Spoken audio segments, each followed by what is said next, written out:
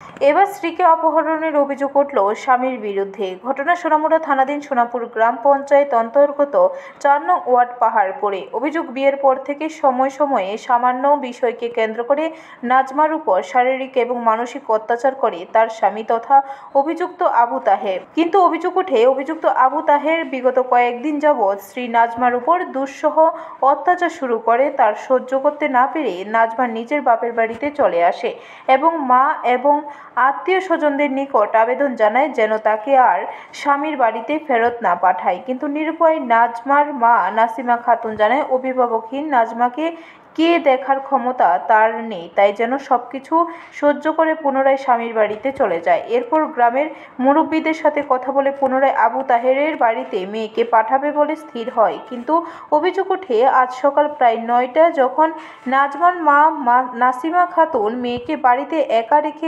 Ration সামগ্রী নিতে যান, তখনই নাকি অভিযুক্ত আবু তাহের সাঙ্গপাঙ্গদের নিয়ে এসে নাজমাকে জোরপূর্বক অপহরণ করে নিয়ে যায়। আরে কয়েকবার বিচার হয়েছে, অনেক মেম্বার চেয়ারম্যান হয়েছে, বুঝা টুজা দিয়ে 15 দিন থানা বালা, 1 মাস থানা বালা, শুধু এড়িয়ে চলতে আছে ব্যবসা করে। আর মাইয়ার একদিনকে নিতে গেলে যে লাগত তোলা হসপিটাল কয় এটা বেশি লাগবে।